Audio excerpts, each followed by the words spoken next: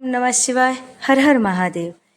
सबसे पहले आप सभी को श्रावण मास के हरियाली तीज की ढेर सारी शुभकामनाएं। यह पर्व समर्पित है माता पार्वती और भगवान शंकर को। यह दिन होता है सुहागन स्त्रियों के लिए सौभाग्य, प्रेम और समर्पण का प्रतीक।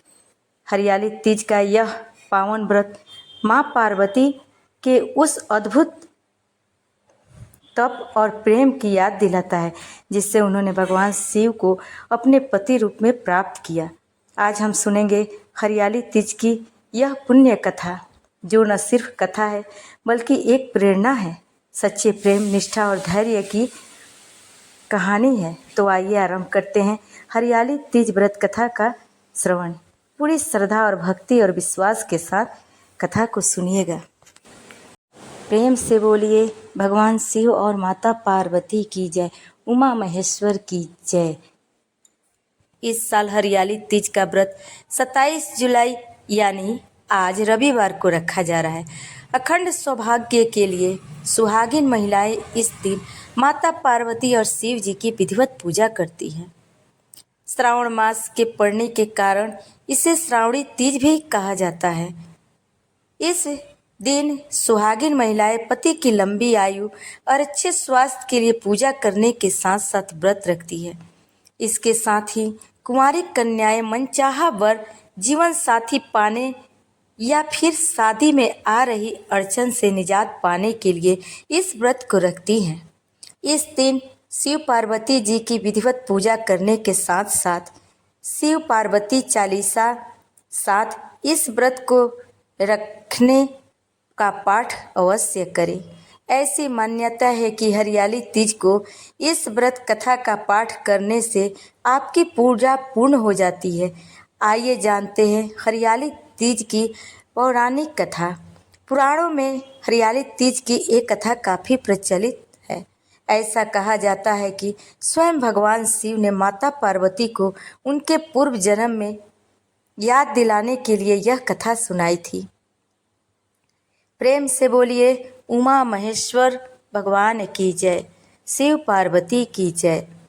शिव जी कहते हैं, हे पार्वती, बहुत समय पहले की बात है जब तुमने हिमालय पर मुझे वर के रूप में पाने के लिए कठोर तप किया था। इस दौरान तुमने अन्न जल त्याग कर सूखे पत्ते चबाकर दिन बिताए थे। मुझे वर के रूप में पाने के लिए तुमने किसी भी मौसम की कोई परवाह नहीं की और तुमने निरंतर तप किया। तुम्हारी इस स्थिति को देखकर तुम्हारे पिता बहुत दुखी थे। ऐसी स्थिति में नारद जी तुम्हारे घर पधारे। जब तुम्हारे पिताजी ने नारद जी से उनके आगमन का कारण पूछा तो नारद जी बोले, हे गिरिराज, मैं भगवान विष्णु के भेजने के पर यहाँ आया हूँ।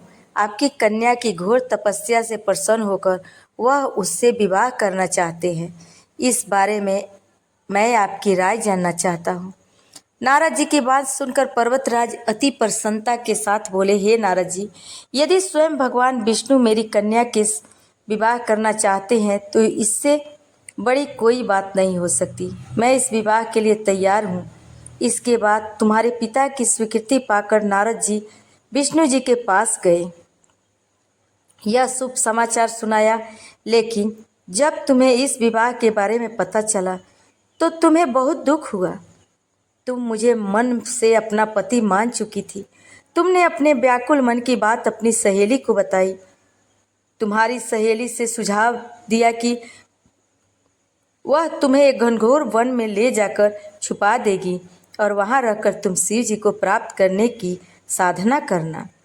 इसके बाद तुम्हारे पिता तुम्हें घर में न पाकर बड़े चिंतित और दुखी हुए।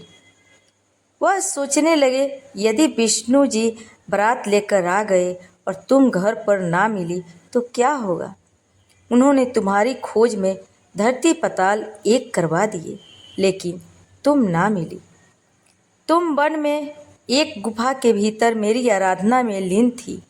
भाद्रपद तृतीय शुक्ल को तुमने रेत से एक शिवलिंग का निर्माण कर मेरी आराधना की, जिससे प्रसन्न हो मैंने तुम्हारी मनोकामना पूर्ण की। इसके बाद तुमने अपने पिता से कहा कि पिताजी, मैंने अपने जीवन का लंबा समय भगवान शिव की तपस्या में बिताया है और भगवान शिव ने मेरी तपस्या से प्रसन्न होकर मुझे स्वीकार भी कर लिया है। अब मैं आपके साथ एक ही शर्त पर चलूंगी कि आप मेरा विवाह भगवान शिव के साथ ही करेंगे। पर्वतराज ने तुम्हारी इच्छा स्वीकार कर ली और तुम्हें घर वापस ले गए। कुछ दिन बाद उन्होंने पूरे विधि विधान से हमारा विवाह किया। भगवान शिव ने इसके बाद कहा कि हे पार्वती, तृतीया को तुमने मेरी आराधना करके जो व्रत किया था उसी के परिणाम स्वरूप हम दोनों का विवाह संभव हो सका। इस व्रत का महत्व यह है कि मैं इस व्रत को पूर्ण निष्ठा से करने वाली प्रत्येक स्त्री को मनोवांछित फल देता हूँ और उसकी मनोकामनाओं को पूर्ण करता हूँ। भगवान शिव ने पार्वती जी से कहा कि अब यह हरियाली तीज व्रत की पावन कथा संपूर्ण हुई। जिन्होंने श्रद्धा और भक्ति के साथ यह व्रत किया है उन्हें माता पार्वती और भगवान शिव की असीम कृपा प्राप्त हो। वह व्रत सौभाग्य, प्रेम और सुख शांति प्रदान करने वाला है।